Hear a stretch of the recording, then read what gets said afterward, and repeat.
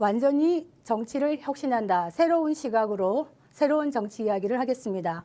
생방송 정치 분석 시작하겠습니다. 저는 송문희이고요. 부산대 가톨릭대 교수 차재원 교수님, 전교환 정치평론가와 두 분의 전문가와 함께하겠습니다. 반갑습니다. 안녕하십니까. 네, 오늘 저희 정치 본색 제가 진행 처음입니다. 진행이긴 합니다만 서로 편안하게 같이 얘기하는 포맷으로 갈 겁니다. 지금 보시는 분들 많은 댓글 응원도 부탁드리겠습니다. 오늘 토크 주제 첫 번 문을 열겠습니다. 윤석열 대통령이 가장 좋아하는 거 있죠? 법치. 그런데 이 법치만큼 더 사랑하는 게 있습니다. 바로 술.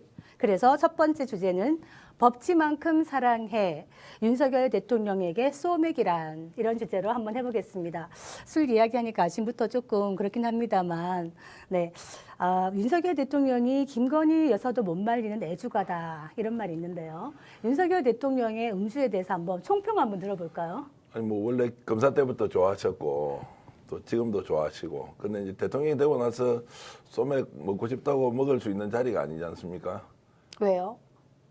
일단 시간이 없을 거고요.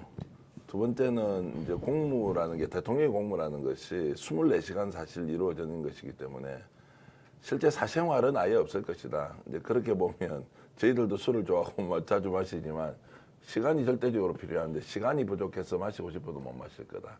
원래 아주 좋아하셨던 분이고 지금도 좋아하고 있으나, 그러나 대통령이 되고 나서는 마실 기회가 없어서 좀 아쉬운 점이 많을 거다, 이렇게 총평하겠습니다. 대통령 되시고 나서 마실 기회가 없을 것 같다라고 말씀하셨는데, 실제로 대통령 되시고 나서 한 번도 안 마셨을까요? 모르죠.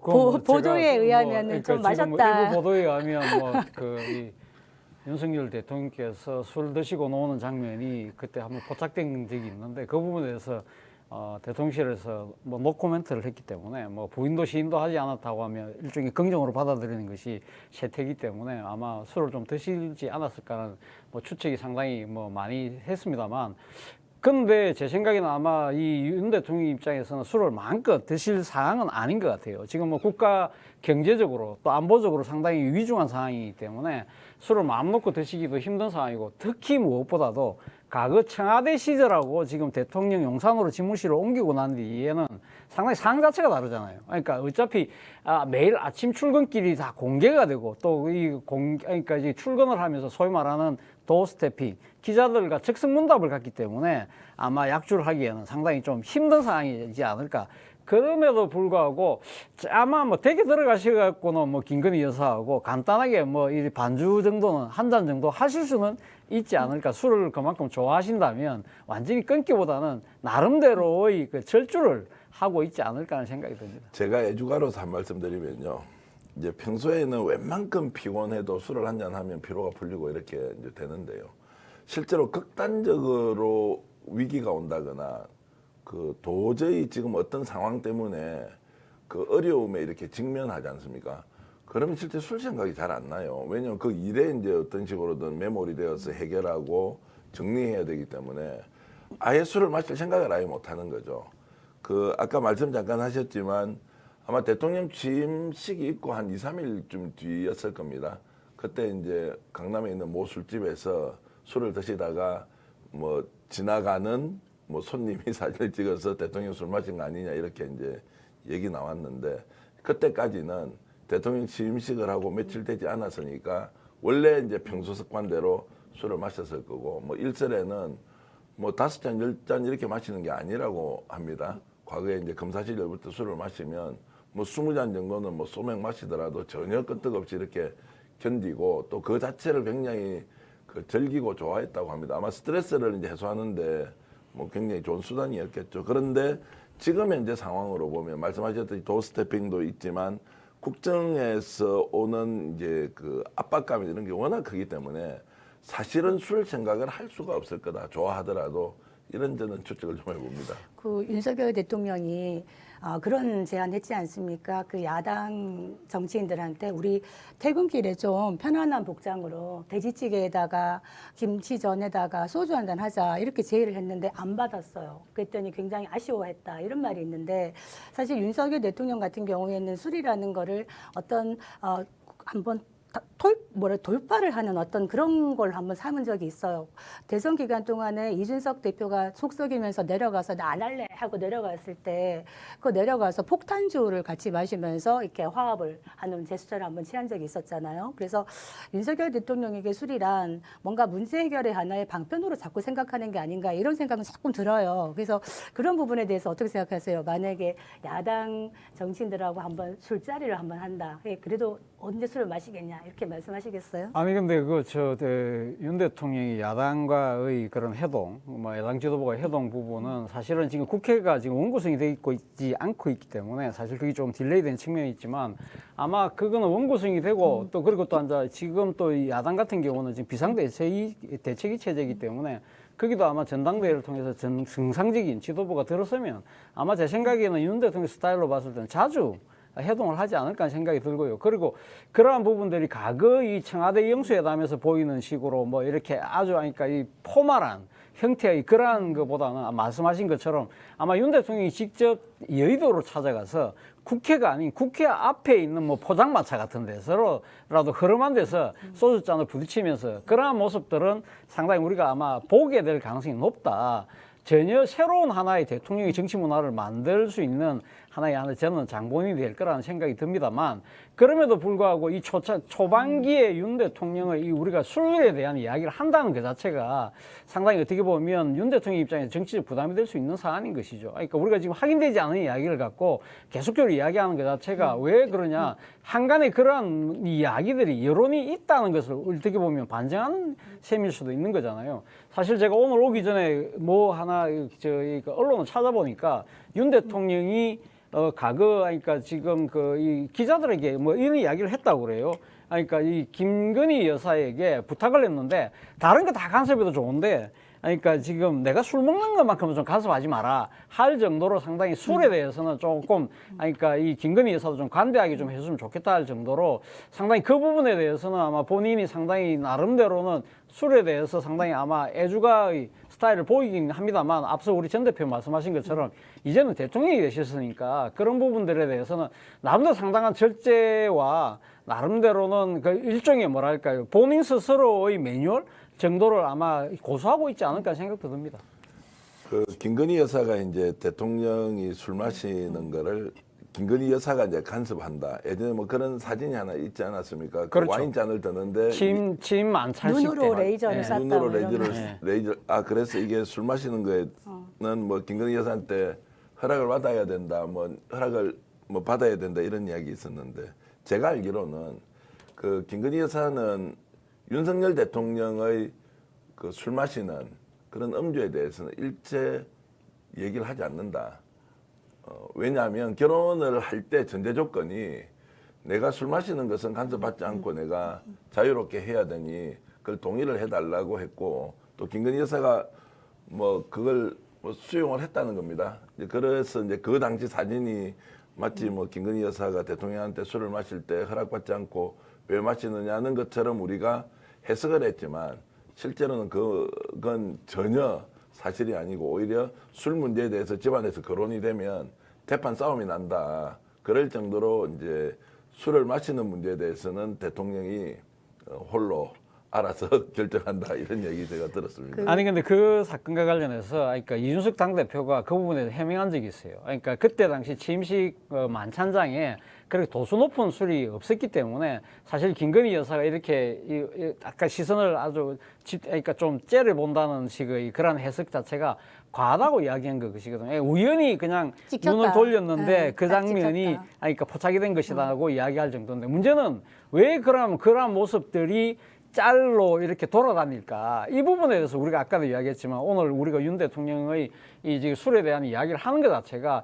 상당히 많은 이 적지 않은 국민들이 윤 대통령이 국정보다는 술에 좀 더 많이 지금 천착하고 계신 거 아닐까라는 의구심 때문에 그런 것인데 앞서 우리가 지금 결론적으로 이야기하고 있습니다만 결코 뭐 그 나름대로의 선을 넘지 않을 것이라는 믿음은 다 갖고 있는 것이죠. 그렇기 때문에 이런 부분들에 대해서는 뭐 우리가 확인되지 않은 사실 갖고 계속적으로 이야기하는 건 저는 좀 사실 좀 부담스럽습니다. 네. 그 사실 노무현 전 대통령께서도 술을 좀 좋아하셨다고 하는데 대통령 되고 나서 5년 동안은 술을 거의 못 드셨다고 해요. 거기 주변에 있던 사람들 말 들어보면 그런 말씀하셨다 그래요. 언제 어디서 무슨 일이 일어날지 모르기 때문에 대통령은 24시간 깨어 있어야 된다. 그래서 아마 술을 못 드신 게 아닌가 하는데 윤석열 대통령이 애주가인 거는 뭐 밝혀져 있지만은 국정 운영하는 데 있어가지고는 아마 술로 인한 실수를 하는 모습을 국민 앞에 보이지는 않지 않겠나 이렇게 한번 기대를 합니다. 네. 하여튼 뭐 좋게 봐주시네요. 어쨌든 대통령이 술 좋아하시는데 이제 적정하게 조절하면서 필요할 때 좀 드시면 안 되겠습니까? 뭐 저보고 술 당장 끊으라면 좀 못 끄고 차라리 그 제가 하는 일을 중단하겠는데.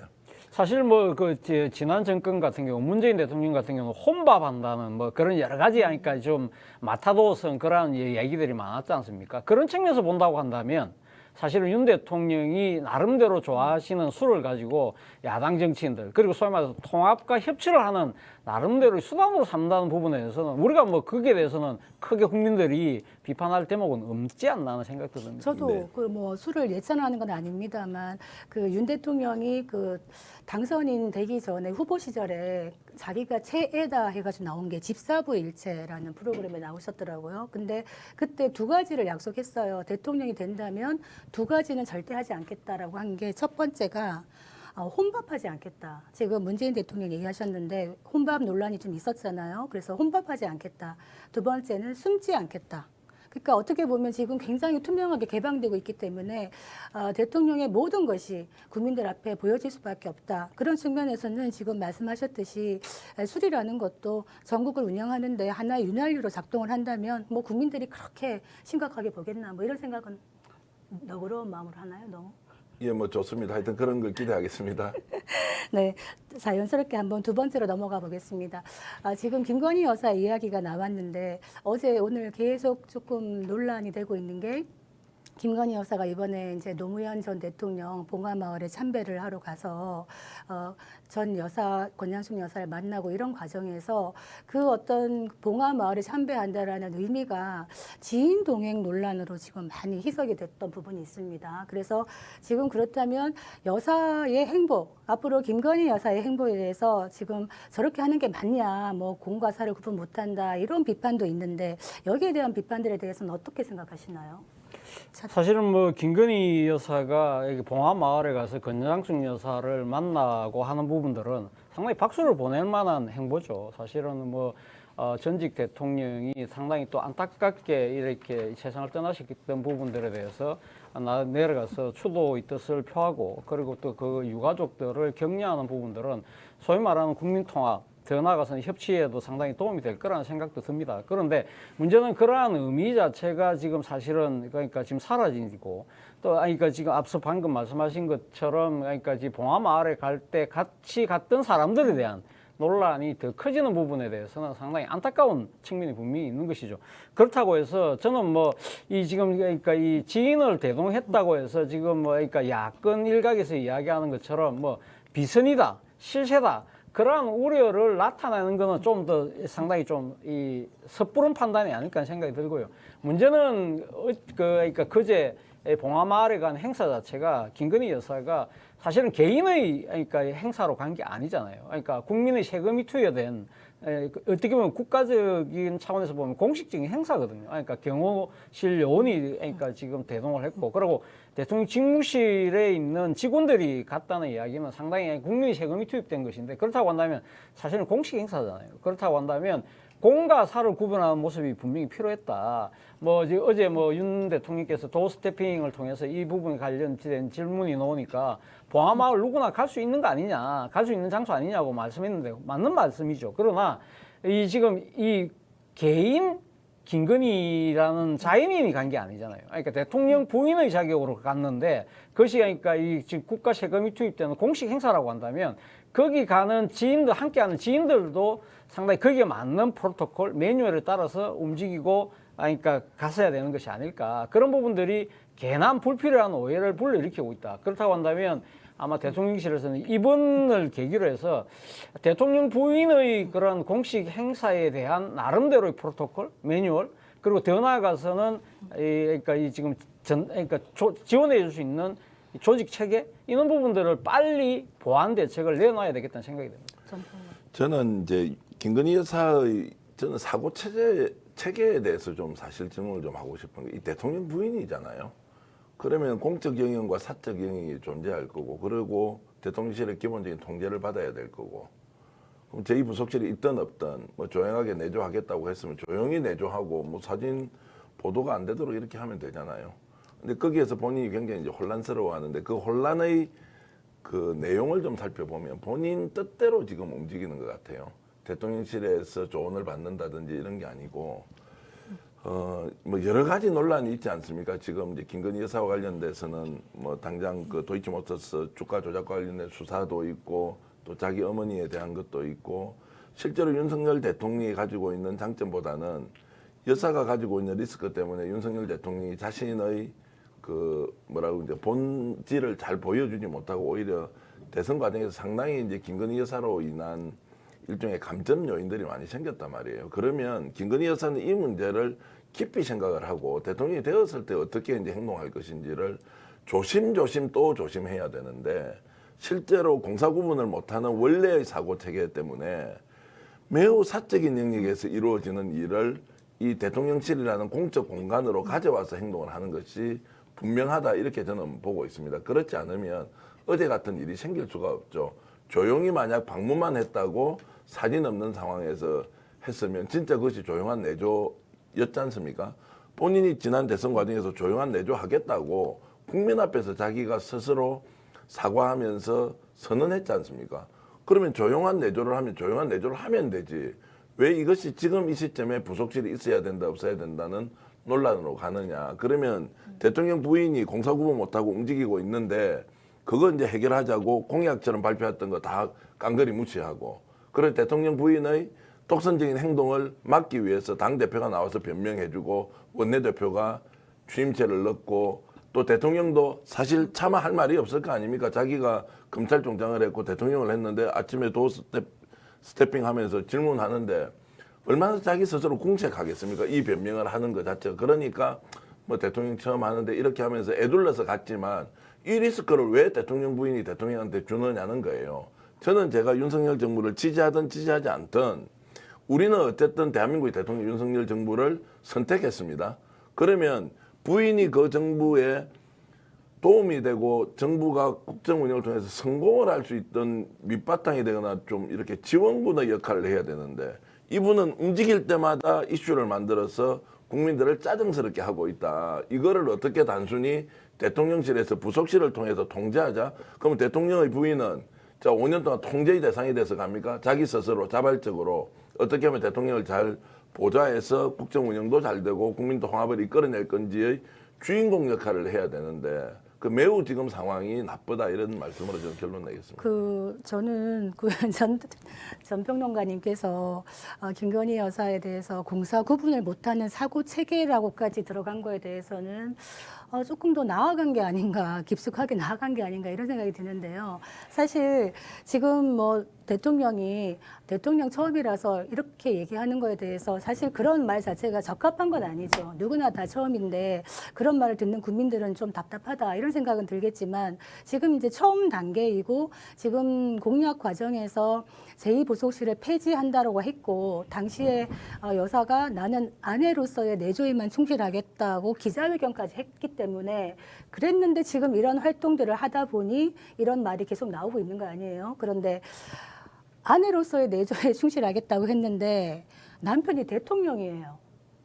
그럼 어떻게 내조를 해야 아내로서의 내조에 한정되는 건가요? 그러니까 저는 아내로서의 내조를 한다 그래서 보통 집에 있는 일을 하지 않은 아내처럼 그러면 계속 가만히 있어야 되는가? 이 부분에 대한 또 국민들의 생각은 여러 가지가 있을 수 있다고 생각해요. 그래서 이 부분에 대한 생각은 좀 어떠신가요? 저는 사실 청와대 출입기자를 한 2년 반 정도 했습니다. 그래서 대통령 그 행사를 상당히 많이 취재를 했고요. 그리고 또 해순방도 제가 상당히 여러 번 다녀왔기 때문에 그러니까 또 해순방 가서 대통령 그 영부인의 그런 또 이 따로 된 그 이 여러 가지 공식 행사들 있잖아요. 그런데 제가 풀기자단도 갔다 오고 했는데 저는 사실은 윤석열 당시 후보가 그러니까 아내의 문제 때문에 그러니까 부채의 부속실을 폐지하고 그러니까 지금 조용한 내조를 하겠다고 했을 때 그게 과연 가능할까? 제가 고개를 좀 갸우뚱했어요. 과연 그렇다고 해서 그러면 외국 정상들이 오고 또 그러니까 대통령이 해외 순방을 갈 때 그러면 부인을 안 데리고 갈 것인가? 그러니까 아예 그러니까 아예 공개적으로 그러니까 저 모습을 나타내지 않을 것인가? 그렇다고 한다면 사실은 그 공약을 지킬 수 있지만 사실은 뭐 이거 외국의 정상들이 봤을 때 윤석열 대통령이 배우자가 있다는 거 뻔하게 아는데 그 배우자가 나타나지 않는다는 것 자체가 또 이상하잖아요.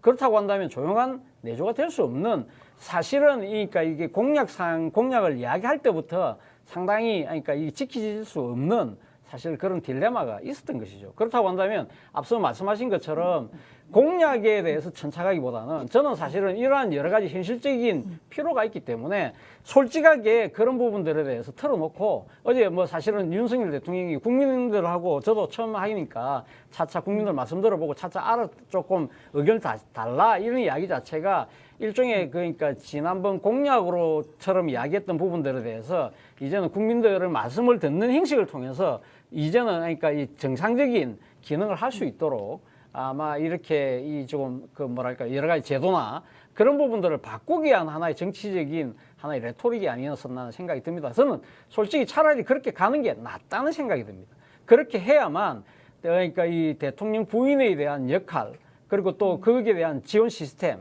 이런 부분들이 모든 것들이 매뉴얼대로 따라갈 수 있고 그런 부분들이 투명화되고 또 그런 부분들에 대해서 집행된 돈에 대해서는 또 정식적인 또 여러 가지 그러니까 감사의 형태를 통해서 나중에 견제가 될 수 있기 때문에 저는 대통령께서 그러니까 자신의 말을 뒤집는 데 대한 부담을 좀 빨리 털어내고 오히려 이 그 부인에 대한 여러 가지 공식 역할을 제대로 할 수 있고 단 투명하고 그리고 모든 국민들이 그러니까 그 부분에 의혹을 갖지 않는 쪽으로 빨리 제도 개선을 하는 것이 저는 낫지 않나 생각이 듭니다. 저는 기능적인 면에서 이제 대통령의 선택을 뭐 공약의 파기다 아니다 여기에 부담 크게 가질 필요는 없다고 생각합니다. 부속실의 뭐 기능을 부활시키든 그런 것은 국민들한테 양해를 구하면 될 문제인 것 같고요.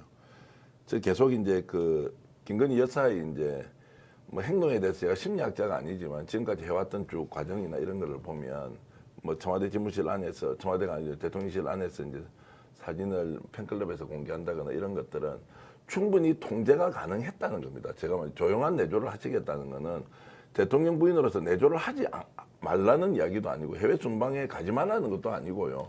가셔서 하시면 되잖아요. 필요할 때는 당연히 이제 대통령의 배우자로서 충분히 할 수 있는 일인데 그 행동 하나하나가 사려 깊지 못하다는 거예요. 사려 깊지 못하는 수준에서 끝이 나면 되는데 이것이 바깥으로 노출이 되어서 국민들로 하여금 저거 뭐야? 왜 저렇게 해? 좀 이상하지 않나? 이러면서 결과적으로 윤석열 대통령에게 그 부담이 고스란히 증가가 되어서 국정 운영에 마치 걸림돌이 되는 것처럼 스스로 지금 만들고 있다. 그래서 이 부분은 여든 야든 뭐 좀 가리지 않고 대통령 부인으로서의 본인의 좀 행동이나 이런 것들은 조금 더 신중하게 해서 불필요한 오해를 스스로 안 만들면 되는데 왜 그 드러난 문제 가지고 우리가 이렇게 시간을 써가면서 좀 그렇게 하지 않았으면 좋겠다고 조언까지 해야 되는지 그런 부분이 저는 좀 못마땅합니다. 그 팬클럽 문제 최근에 왜 그 김건희 여사 팬클럽 회장의 뭐 욕설, 막말 논란 이런 것 때문에 좀 시끄러웠는데 어떻게 보면 여사가 그거를 뭐 원했든 원하지 않았든 팬클럽이 주는 또 부담이 있을 수 있습니다. 이런 식으로 만약에 논란이 된다 그러면 그래서 옛날에 노무현 대통령이나 박근혜 대통령도 자생적인 팬클럽이었지만 되고 나서는 좀 발전적으로 해체해달라고 자제를 당부했던 적도 있었는데 팬클럽 문제 같은 경우에는 어떻게 하는 게 좋다고 생각하십니까? 사실은 지금은 그러니까 자발적인 뭐 형태의 그러니까 정치 팬덤 형태가 이제 팬클럽으로 발전되는 경우는 많았죠. 그런데 이번 같은 경우는 상당히 조금 특이한 경우입니다. 왜냐하면 그러니까 대통령과 또 더 나아가서는 대통령 부부에 대해서는 뭐 좋아하는 사람들이 있었지만 그러나 대통령 배우자만 딱 특정을 해서 팬클럽이 만들어진 경우는 이번이 처음이었거든요. 그런 측면에서 본다고 한다면 김건희 여사가 여러 가지 의혹들이 있음에도 불구하고 그래도 또 이렇게 상당히 김건희 여사 입장에서 이해하는 국민들도 있구나 하는 생각을 제가 했었어요. 그런데 문제는 지금 이 문제가 되고 있는 김건희 여사의 팬클럽이 몇 개가 있는데 그중에서 가장 주목도가 높은 팬클럽을 지금 회장이라는 분이 뭐 인터뷰에서 뭐라고 이야기했냐면 그거는 김건희 여사 쪽의 요청에 의해서 만들어졌다는 식으로 이야기를 했다가 그 기사가 지금은 사라졌다고 그래요. 사라졌는데 그 이유는 뭐 잘 모르겠습니다만 어쨌든 그러니까 이 팬클럽이 자발적인 것이 아니라 만약에 그 회장님의 말씀대로 만약에 김건희 여사 요청에 의해서 팬클럽이 만들어졌다고 한다면 이 부분에 있어서 그러니까 이 뭐랄까 정치적 순수성보다는 상당히 뭔가 정치적 의도를 갖고 하는 것이 아니냐는 의구심이 나올 수밖에 없잖아요. 그리고 특히 이 팬클럽과 관련해서 앞서 말씀하신 것처럼 지금 이 회장이 또 여러 가지 자신이 개인적인 또 이런 뭐랄까요, 그러니까 의지를 가지고 이 매간매직 척결 무슨 뭐 국민본부 연대본부라는 그러한 시민단체를 만들어서 모금을 하겠다는 이야기를 하는 식으로까지 상당히 정치적 오바를 하고 있기 때문에 이런 부분들에 대해서는 김건희 여사가 따끔하게 만약에 본인의 그러니까 요청에 의했든 안 했든 이 팬클럽의 이 행태에 대해서는 좀 자제를 했으면 좋겠다는 식의 그런 식으로 나름대로는 정리가 좀 필요한 것이 아닐까라는 생각이 듭니다. 그러니까 팬클럽을 이제 팬덤으로 보느냐 아니냐. 이제 상당 부분 저는 동의하면서 조금 더 보태고 싶은 거는 우리 팬이 된다는 건 뭡니까? 첫 출발에 제가 차재훈 교수님 팬이 되는 건 차재훈 교수님의 평소 그 말씀하시는 내용 그다음에 뭐 이제 가치 철학 이런 데서 동의하기 때문에 나는 저분처럼 좀 따라 살아야 되겠다 이거 아닙니까? 그럼 냉정하게 우리 얘기해서 김건희 여사에게 이제 팬클럽이 있다고 하면 진짜 그런 거 맞습니까? 김건희 여사가 살아왔던 삶의 궤적을 본받고 그분과 함께 나는 우리 사회를 좀 더 건강한 나라로 만들겠다 이렇게 간 분들 아닌 것 같아요. 김건희 여사를 공격할 수 있는 사람들이 너무 많아서 이 사람을 보호하지 못하면 윤석열 정부가 제대로 탄생하기 어렵기 때문에 하도 반대 진영에서 김건희 여사를 공격을 많이 하니까 이분 일단 보호를 좀 해줘야 되는데 그 보호하는 방식이 뭐냐 이것이 이제 팬클럽이라는 형태로 저는 같다고 보고요. 그러면 우리가 일반적으로 이야기하는 팬클럽이나 팬덤, 우리 노사모 또는 친문이나 또 친박도 있지 않습니까? 박근혜 대통령이라든지 이런 것들은 지금 김건희 여사와 관련된 팬클럽과는 근본적으로 저는 성격이 좀 다르고 그 말은 그 꼭 쌓아놓은 모래성처럼 언제 이게 무너질지도 모르는 이제 효용이 다 해버리면 왜냐면 그 사람으로부터 출발한 것이 아니라 그 사람을 보호하기 위한 수단으로 그러니까 나오는 이야기가 내가 스스로 만든 것이 아니라 요청에 의해서 만들었다는 그 또 다른 오해를 불러일으키는 것이 결과적으로는 요청을 하든 요청을 하지 않든 그 자체가 일반적인 팬클럽이나 팬덤과 다른 걸로 가 있다. 그런데 자 대통령실에 본인이 직접 갈 수 있지 않습니까? 그럼 그 사진을 누군가 찍었을 거 아닙니까? 찍고 또 누군가에게 전달했으니까 이것이 바깥에 나왔지 사진을 찍어서 그냥 자기 휴대전화기 안에 보관해 놓는데 이게 바깥으로 나올 수가 없지 않습니까? 그러니까 팬클럽 쪽으로 내보는 이런 일련의 과정이나 이런 좀 그 내용을 보면 너무 어설프기도 하고 너무 정치를 모르기도 하고 또 한편으로는 매우 위장된 무엇으로 되는 것처럼 거기다가 이제 위에서 갑자기 보호막을 또 칩니다. 당에서는 리스크가 되면 안 되니까 이제 이런 악순환이 계속 되는 거 아니냐 이런 생각을 좀 해봅니다.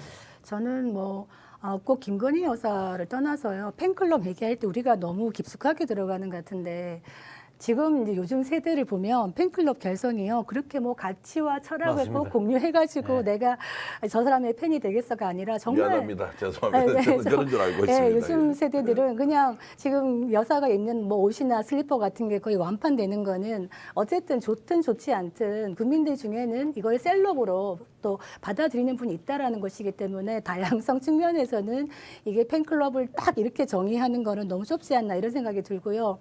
개인적으로는 일하는 영부인, 일하는 여사의 모습은 어떨까 한번 여쭤보고 싶어요. 우리가 질 바이든 여사 같은 경우에 보면 남편이 대통령인데 성명으로 발표했죠. 나는 계속 교사로서 일을 하겠다.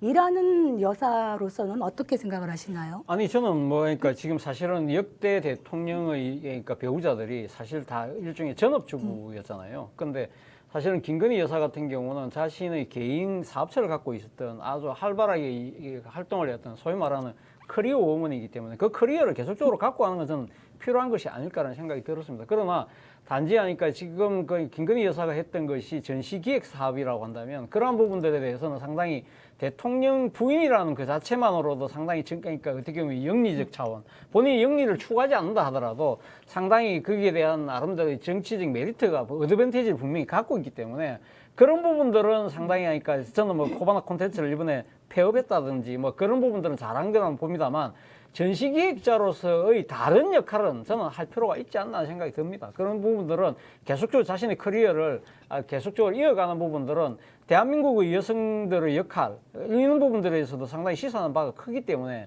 저는 그것이 필요하다고 생각합니다만 단지 그러니까 본인의 사업체를 그러니까 중심으로 하는 것은 또 문제 있다. 그래서 그거는 잘 폐업을 했다는 것이고요.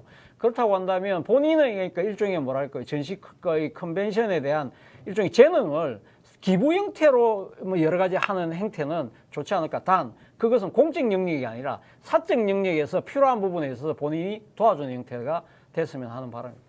저는 기본적으로 이제 직업인으로서 본인이 갖고 있는 역량들을 펼치는 것은 대통령 부인이라고 하더라도 보장돼야 된다는 쪽이고요. 그것이 이제 한국 사회의 정서상 사업체 운영이 맞느냐 아니냐. 질 바이든 여사처럼 현직 교사로 활동하는 것이야 뭐 일종의 국가 공무원처럼 이렇게 활동을 하는 것이니 크게 문제가 안 되지만 한국의 정서로 봤을 때 사업체를 운영하는 대통령 부인은 아직까지 좀 수용하기 어렵지만 본질적으로 그분이 갖고 있는 직업적 재능을 적극적으로 발휘하겠다는 것은 오히려 대통령이 배우자에 대해서 적극적으로 좀 배려를 하고 오히려 우리 사회가 그런 부분들을 활용하도록 하는 것이 그 배우자가 필요한 공적 영역의 활동들이 있긴 하지만 또 배우자 개인이 가지고 있는 자신의 특질과 특장을 충분히 활용해서 할 수 있는 것들은 보장해주는 방향으로 우리 사회가 바뀌어야 한다. 일종의 대통령 부인이 대통령의 부속품이 되어가지고 대통령의 일거수일투족을 말 그대로 보필만 해주는 이런 역할을 하는 것은 지금 현재 2022년도의 시대적 상황과 맞지도 않고 국가의 미래를 위해서도 또 적당하지가 않다는 생각 때문에 아까 말씀하신 대로 저는 김건희 여사가 갖고 있는 전시 컨벤션 전문가로서의 활동들은 국민적 정서에 크게 반하지 않는 것이면 적극적으로 우리 사회의 그 기능들을 좀 활용하고 지원해 주는 것은 매우 좋다 이런 생각을 하고 있습니다. 아, 듣다 보니까 정말 두 분 다 깨어있는 깨어있는 분들 같아요. 지금 일하는 여사, 일하는 영부인, 일하는 여성에 대한 이야기를 해주셨는데 저는 뭐 여사가 할 수 있는 그 범위가 많다고 봅니다. 지금 애견 인구 뭐 2천만 향해 가는데 대통령 부부가 많이 키우고 있지 않습니까? 애견들을. 그런 측면에서 뭐 동물권이라든가 이런 데서 충분히 얘기를 할 수 있는 것이고 여사가 갖고 있는 어떤 뭐 전시 기획이라든가 문화예술의 그런 어떤 자질을 우리 K 컨텐츠를 계속적으로 만들어 나가는데 쓰여진다. 수익성이 아니라 그렇게 쓰여진다면은 국민들의 시선이 좀 좋아지지 않을까 생각하는데 단 그 전에 아직까지 국민들이 의혹의 눈초리를 갖고 있는 아까 말씀하셨던 그런 뭐 의혹들이라든가 이런 거에 대해서는 하루빨리 좀 먹고 넘어가는 게 좋겠다. 털고 넘어가는 게 좋겠다. 뭐 이런 생각은 좀 해봅니다. 제가 한 말씀만 보태면 아까 저희 보고 깨어있다고 말씀하시는데 저는 정말 깨어있어야 될 사람들이 김건희 여사를 보좌하는 대통령실 직원들이 아닐까 생각이 들어요. 그러니까 이런 여러 가지 김건희 여사의 그런 그 행동들이 사실 가지고 올 수 있는 정치적 파장들이 상당히 크잖아요. 그런 부분들에 대해서 누구나 봐도 아 저렇게 봉하마을 가는데 대충 그러니까 수행원 명단이 보면 대충 그럼 아 거기 모르는 지인이 온다고 아 여사님 이 부분은 상당히 공식 행사니까 조금 이분은 좀 아니 조금 빠지셔야 된다든지 뭐 그 만약에 그러니까 뭐 대통령실이 이야기한 것처럼 그 지인이 따라갔던 이유가 부산에 그러니까 아주 유명한 빵집을 많이 알기 때문에 권양숙 여사에게 빵을 좀 갖다 드리려고 하는 뭐 그 도움 차원이라고 한다면 그 정도 정보는 그냥 제가 가서 듣고 와서 제가 안내하겠습니다 이렇게 해도 되는 거잖아요. 근데 제가 정말 드리고 싶은 이야기는 뭐냐면 이 대통령실에 있는 직원들 자체가 아니되옵니다를 말할 수 없는 분위기가 아닐까라는 우려가 생긴다는 겁니다. 그러니까 여러 가지 지금 우리 이런 그러니까 이 대통령 집무실에 아직 가보지도 않은 사람들이 봤을 때 여러 가지 문제점들이 그 안에 있는 사람들은 더 잘 보이지 않을까요? 그렇다고 한다면 이런 부분들에 대해서 정말 그러니까 자기 직을 걸고 진언할 수 있는 용기 그리고 또 그러한 진언을 받아들일 수 있는 문화 그것이 저는 우선돼야 된다는 생각이에요. 지금 초기에 사실 제가 지난번 방송에서 윤석열 대통령도 그렇고 지금 가장 필요한 게 쓴소리 비서관을 하나 만드세요라고 얘기했는데 예로부터 동서고금망론하고 아니되옵니다 했던 사람들이 좀 비참한 세월을 맞이해요. 멀리 떠나거나 아니면 목이 처지거나. 그래서 사실 권력자들 주변에 있는 분들이 아니되옵니다라는 얘기를 해야 되는데 지금 초기에 그런 얘기를 할 사람들이 과연 많을까라는 의구심은 좀 듭니다. 아니되옵니다 하시겠어요? 아니 만약에 있을 것 같은데요. 제가 아는 분도 뭐 청와대 가신 분이 몇 분 계신데 그분들 평소에 품성으로 보면 충분히 아니되옵니다라고 하시는 분일 텐데 정무직으로 들어가신 분들인데요. 그런데 아마 듣지 않을 수도 있다는 생각이 저는 듭니다. 아니됩니다라고 하더라도 이제 김건희 여사 쪽에서 그 의견을 충분히 수용해서 아 그렇겠구나라고 해야 하는데 오히려 그거보다 내가 알아서 할 테니까 간섭하지 마라. 이렇게 이제 거꾸로 이야기를 할 경우에는 아니됩니다라고 하더라도 자기 이제 의사를 관철시키지 못할 수 있지 않습니까? 저는 전반적인 상황을 보면 김건희 여사가 스스로 좀 이 문제를 좀 깊이 고민을 해서 그 소통의 문제보다는 본인의 지금 그 본인 옆에서 누군가 조언을 해주고 있지 않겠습니까? 그분들하고 지금 판단하는 여러 가지 우리 그 이제 업무 또는 뭐 상황에 대한 해석이나 분석이 그 굉장히 좀 부적합하기도 하고 상황에 또 맞지도 않고 너무 적극적이다. 그래서 계속 머릿속에는 의사결정의 방식이나 구조가 좀 우리보다는 좀 다른 것 아닌가 이런 좀 의문이 듭니다. 그래서 바로 그런 측면 때문에 앞서 제가 말씀드린 대로 이게 조직적 보완을 통해서 그러니까 김건희 여사의 여러 가지 그러니까 이 활동들을 공적인 영역으로 끌어들여야 된다는 것이죠. 그래야만 견제가 되고 감시가 되고 균형이 잡힌다. 저도 더 할 말이 있습니다만 이 주제가 너무 길어지기 때문에 마지막 주제로 넘어가겠습니다. 아니되옵니다 얘기하시는데 지금 국민의힘에서 아니되옵니다라고 얘기하는 분들이 있어요. 민들레 민심 들어볼래? 라고 지금 치고 나온 분이 장제원, 윤핵관 중에 한 분이죠. 그랬더니 권성동 의원이 아니 된다라고 얘기하고 있습니다. 자, 이 부분에 대해서 윤핵관들의 그러면 권력투쟁 일막이냐 여기에 대한 이야기를 한번 들어보고 싶습니다. 자, 민들레로 시작된 진윤 간별 어떻게 보시나요? 장제원 이제 인수위 비서실장이지 않습니까? 본인이 아마 청와대하고 지속적으로 소통하려면 장제원 실장이 그 국회에서 이제 국민의힘 안에 집권 여당 안에서 청와대와 소통하고 어느 정도 영향력을 행사할 수 있는 구조가 필요했을 겁니다. 그게 이제 민들레 모임이라는 걸 만들어서 친윤이다 이제 이렇게 하니 지금 이 문제 권성동 원내대표가 바로 반발을 하지 않습니까? 그런 것보다 당 중심으로 합쳐야 되지 왜 개인 사조직처럼 만들어서 청와대를 통제하려고 하느냐? 그러면 지금 선진국민연대 출신으로서 그 윤석열 대통령과 가장 가까운 정치적 동지는 결국 이제 장제원 의원하고 지금 권성동 원내대표 이 두 사람인데 뭐 불가피하게 두 사람이 하나의 의견으로 이렇게 가지 못했죠. 그게 이제 첫 번째로 대통령실 인선이나 장관 인선 과정에서 권성동 원내대표의 의견이 전혀 반영되지 않았다는 이야기는 한두 번 나온 것은 아닙니다. 장제원 실장이 누가 어떻게 인사 검증을 받는 것조차도 대통령의 특명에 의해서 블라인드, 비밀 유지를 하라고 했기 때문에 정보 자체를 줄 수 없었다는 것이고 권성동 원내대표는 아니 내한테 정보를 주는 것까지 통제를 한다는 것은 너 대통령 혼자 감싸고 도는 거 아니냐라고 했던 일이 실제 벌어졌기 때문에 물론 보도가 잘 되지는 않았겠지만 이런 일들이 인수위 과정에서 계속됐단 말이에요. 그러니까 이번에 민들레 모임을 만들면 장제원 의원이 완전히 당을 주도해서 갈 수도 있다는 것에 대한 이제 일단 경계심이 그대로 드러난 것이고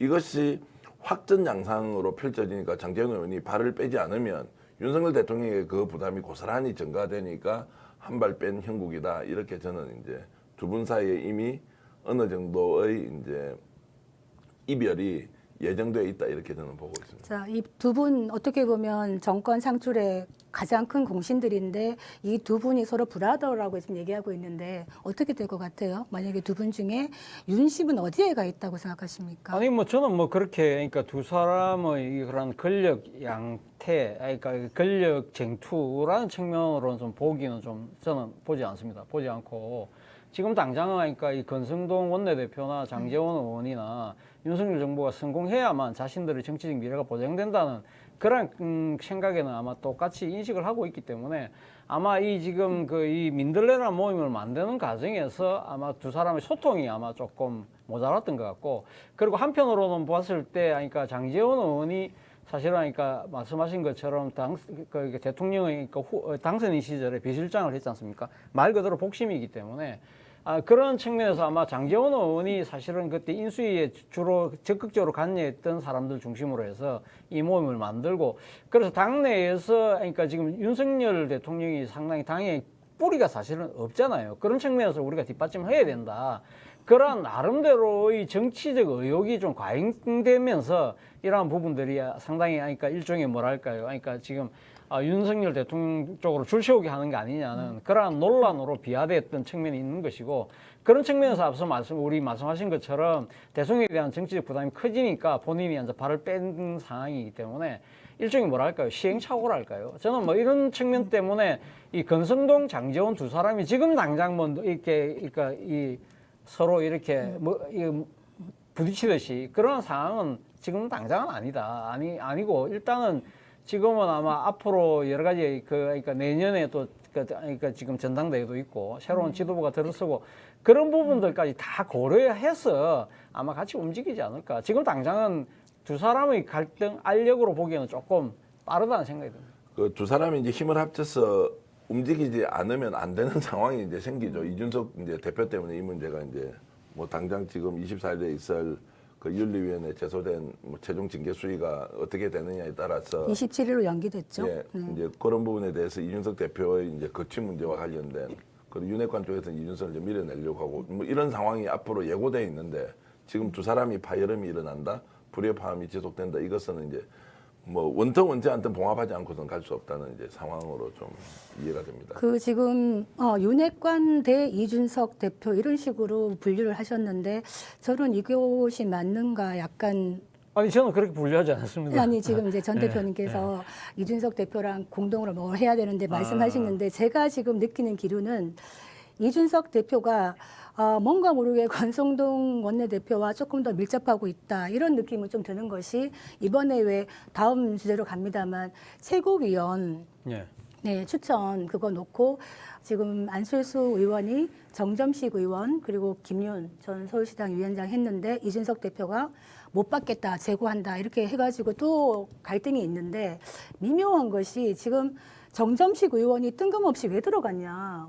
국민의힘 사람인데 국민의당이 왜 국민의힘 사람 추천하느냐 이런 식으로 얘기를 하고 있거든요. 근데 그 내막에 어떤 소리가 들리냐면 정점식 의원을 추천한 거에 장제원 의원의 입김이 있지 않냐라는 또 소리가 있어요. 그러면 이 부분에 대해서도 묘한 기류가 있다 이런 소리가 들리는데 어떻게 생각하시나요? 이준석 건에 대해서? 아니 그러니까 지금 그러니까 국민의당과 국민의힘이 합당을 하면서 일종의 하나의 약속을 한 거 아닙니까? 국민의당의 나름의 정치적 지분을 합당한 당에서도 보장하는 차원에서 그러니까 안철수 전 대표가 추천한 두 사람의 인물을 최고위원으로 받아들이겠다. 근데 상당히 이례적이죠. 그러니까 지금 국민의당 소속 인물이 아닌 국민의힘의 의원을 본인이 추천한 것 자체가 이례적인 것이고요. 또 한편에 또 이례적인 것은 당대표의 입장에서 보면 국민의당이 자신들의 정치적 지분을 더 약화시키는 그 제안을 했는데도 선뜻 받아들이지 그렇죠. 않고 그걸 또 안 된다고 이렇게 거부하는 것도 상당히 이례적인 상황인데 두 사람 다 정치적인 계산을 깔고 하는 거죠. 그러니까 결국은 안철수 그러니까 의원의 입장에서는 정정심이라는 소위 말해 친윤계 의원을 그러니까 최고 지도부에 밀어줌으로써 그리고 또 한편으로는 그러니까 이 지금 본인이 당에서 뿌리를 내리기 위해서 일종의 친윤과의 연대를 강화하려고 하는 하나의 정치적 포석인 것이고요. 그리고 아마 친윤계 입장에서는 이준석 당대표의 여러 가지가 그러니까 지금 행동을 제어할 수 있는 하나의 카드로 본다는 것이죠. 지금 최고위원이 8명인데 지금 언론의 분석에 의하면 이준석 대표계가 한 4명 정도 되고 반대파가 3명이고 중립이 1명이래요. 그렇다고 한다면 이 상황에서 그러니까 안철수계에서 두 사람이 들어가면 이게 5대4로 바뀌는 상황이거든요. 그러한 부분들도 친윤이 감안을 했을 거라는 이야기인데 그거는 모르겠습니다. 정치 호사가들의 평가인지 모르겠지만 그런 의심을 이준석 당대표 입장에서 당연히 할 수밖에 없는 것이죠. 그런 부분들에 대해서 이준석 당대표가 이건 아니라고 이야기한 부분에 대해서 저는 권성동 대표가 맞는 말이지, 정진식 의원이 그건 아니지라고 이야기하는 부분은 모르겠습니다. 제가 이 권성동 대표를 너무 좋게 해석해서 그런지 몰라도 그건 사실 순리와 상식이 맞지 않는 이야기잖아요. 그런 차원에서 그러니까 권성동 의원이 아까 이야기했던 민들레에 대한 것 부분에 대해서도 상당히 제지를 했던 부분은 아무래도 그러니까 원내대표이기 때문에 친윤이라는 개파의 이익보다는 아마 그러니까 당을 대표하는 한 사람으로서의 전체적인 차원에서의 그런 뭐랄까요, 그러니까 이 균형감 나름대로의 앞으로의 그런 이 당내의 합 뭐 그런 차원에서의 제지가 아닐까. 그렇기 때문에 권성동 원내대표의 그 행위 자체를 너무 정치적으로 해석하는 것도 저는 약간은 지금 좀 빠른 편인 측면이 있는 게 아닐까 하는 생각이 듭니다. 결국 이제 장제원 의원과 권성동 원내대표 간에 자기 당권에 대한 생각이 다른 거예요. 권성동 원내대표는 이제 지금 누굽니까? 우리 국회 부의장 하셨던 정진석 의원을 통해서 당대표를 내세워서 확실하게 친윤 대표를 세우자는 쪽일 테고요.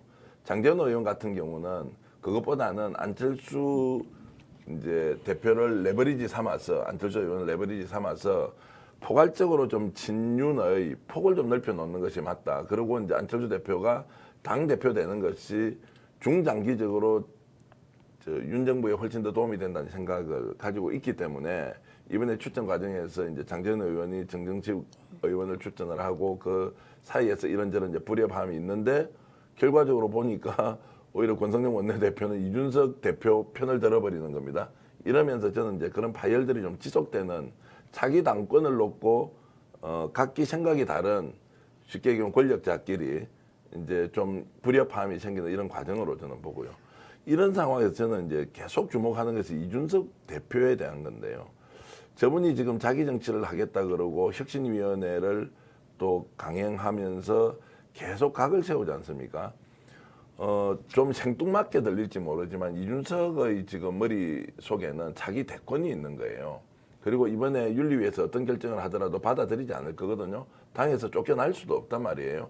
이걸 가지고 오히려 성상남 문제가 앞으로 자신의 정치적 미래에 걸림돌이 되면 이번 기회에 이것을 어떤 식으로든 털고 가야 된다는 생각을 하면서 이 문제를 계속 전면에 내세우는 상황으로 가고 있다. 그래서 징계하려면 한번 해봐라. 나는 물러서지 않는다.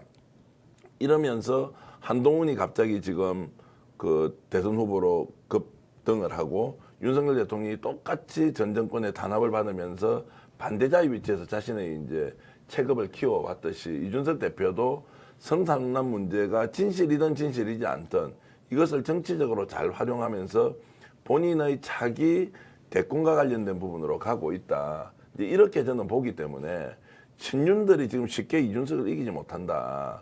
그리고 지금 장제원, 권성동 원내대표가 서로 티격태격할 상황이 아니다. 이준석을 너무 얕잡아 보고 있다, 지금. 저는 이런 생각을 하고 있기 때문에 아마도 이제 앞으로 일주일, 한 달 뒤에 어떤 일이 국민의힘 안에서 벌어지는지를 우리 시청자 여러분들도 좀 잘 살펴보시길 바란다, 이런 말씀 드리겠습니다. 자, 그러면 차 교수님한테 질문 드릴게요. 지금 이준석 대표가 혁신위원회를 꾸리고 있는데 혁신위원회 만드는 게 정말 자기 정치 이준석 사람들 만드는 거라는 비판에 대해서 어떻게 생각하세요? 일면 진실일 수도 있는데요. 그게 전체의 진실은 아니다는 거예요. 그러니까 저는 뭐 사실은 그러니까 이 이준석 당대표가 지방선거 압승을 하고 난 뒤에 혁신 카드를 들고 놓은 거는 정말 잘하는 것이라는 생각이 듭니다. 사실 뭐 이렇게 연이어서 전국 단위 선거를 이기고 나면 그 당이 상당히 오만해지고 자만감에 빠질 수 있잖아요. 그런 부분들에 대해서 나름대로 경계심의 하나의 카드로 혁신위를 내세운 것도 저는 잘한 것이라 생각하고, 그 혁신위가 해야 될 가장 큰 이 일 중에 하나가 이 시스템 공천에 대한 이야기라고 한다면 그 부분도 그 명분에 대해서 반대할 사람이 있나요? 저는 그런 측면도 잘한 것 같고, 그리고 또 우크라이나 간 거 자체도 사실은 우리나라가 지금 이 우크라이나 전쟁 상황에서 상당히 좀 애매한 상황에 놓여 있잖아요. 그렇다고 한다면 앞으로 종전 이후에 벌어질 상황에 대해서 한국이 개입할 수 있는 여러 가지, 그러니까 지금 포석을 놓기 위해서 한국 정부가 못하는 것을 여당의 대표가 하는 그런 측면도 있는 것이거든요. 그런 측면에서 보면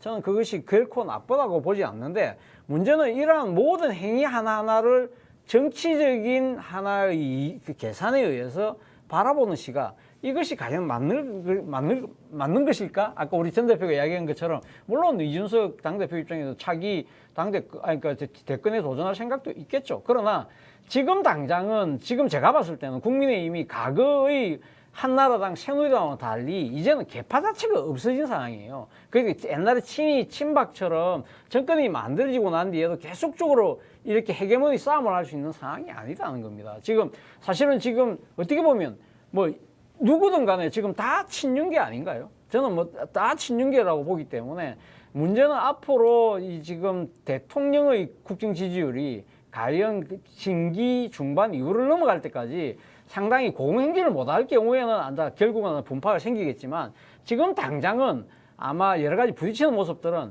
각자의 개인적인 정치적 이해 때문에 부딪히는 것이 아닐까? 저는 개파의 이익보다는 각자의 그런 계산에 좀 더 앞선다는 생각이 듭니다. 지금은 사실 그 당내 승리하고 난 다음에 권력 다툼보다는 윤석열 정부 초기 안정을 어떻게 이룰 것인가에 더 힘을 합쳐야 되는 그런 시기가 아닌가 생각됩니다. 시간이 다 됐네요. 오늘은 이 정도로 하고 다음에 하게 되면 우리가 이준석 대표와 안철수 의원 간의 어떤 관계를 다시 한번 심도 깊게 좀 들여다보도록 하겠습니다. 네, 오늘 생방송 정치 분석 첫 시간이었습니다. 감사합니다.